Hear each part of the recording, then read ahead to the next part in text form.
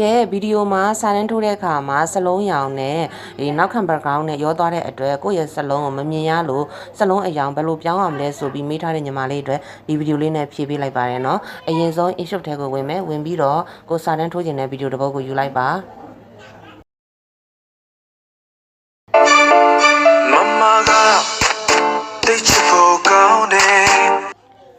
ဒီတော့စာရေးမှာဆိုတော့အမောဒီ test ထဲကိုဝင်မယ်ဒီပုံသဏ္ဍာန်လေးတွေကိုဝင်လိုက်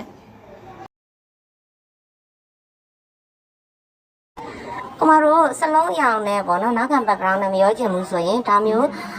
不如讲呢，那个里边一样表面的东路呀嘞，那个嘛不所以我们那个就表面，一台的烧是来慢边。开了我一直在问咩，问毕我们的加拉威的那个问咩，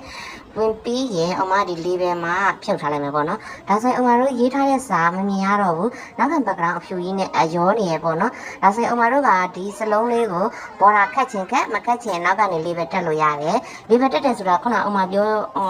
ခုနကအမလောက်ပြတဲ့ပုံပေါ့နော်အနောက်မှာအနီလေးဖြစ်နေတာပေါ့နော်ဒါကတော့အမတို့ဘော်ဒါတက်လိုက်မယ်ဘော်ဒါလေးခတ်လိုက်မယ်ပေါ့နော်ဘေးကနေပြီး stroke လေးတွေခတ်လိုက်မယ်ဒါဆိုရင်အမတို့ဒီစာလေးကို select မှတ်မယ်မှတ်ပြီးရင်ဒီမှာဒီနေရာမှာဘော်ဒါဆိုတာလေးရှိတယ်အဲ့ဒါလေးရွေးလိုက်ရွေးပြီးအမတို့ကပေါ်ချင်တာဖြစ်တဲ့အတွက်ဒီမှာဆိုရင်သူ့ရဲ့ color ကြီးရှိတယ်ကြိုက်တဲ့ color ကြီးအမအနီအောင်ရွေးလိုက်မယ်ဟောဒါဆိုလို့ချင်းအမတို့ပေါ်သားကြီးပေါ့နော်အဲ့ဒါမှဒီဘော်ဒါကိုကိုကထူချင်လားပါချင်လားဆိုတာじゃဒီမှာအမဒီအောက်မှာရှိရဒါလေးပေါ့နော်အဲ့ဒါလေးကနေသားရွေးလို့ရတယ်ဒါဆိုရင်အမတို့ထူသွားတာပေါ့နော်ဒီဘက်ကိုဆွဲမယ်ဆိုရင်ဒီမှာ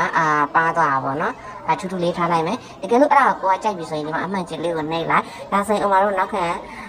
background နဲ့အမတို့ရေးတဲ့စာလေးနဲ့မရောတော့ဘူးပေါ့နော်ဒီပုံစံလေးနဲ့ပဲအမတို့ကိုရေးတဲ့စာကိုထင်ပေါအောင်လုပ်လို့ရတယ်ပေါ့နော်အားလုံးပဲအဆင်ပြေမယ်လို့ရှင်ပါတယ်အားလုံးပဲအဆင်ပြေကြပါစေရှင်Mama got they chip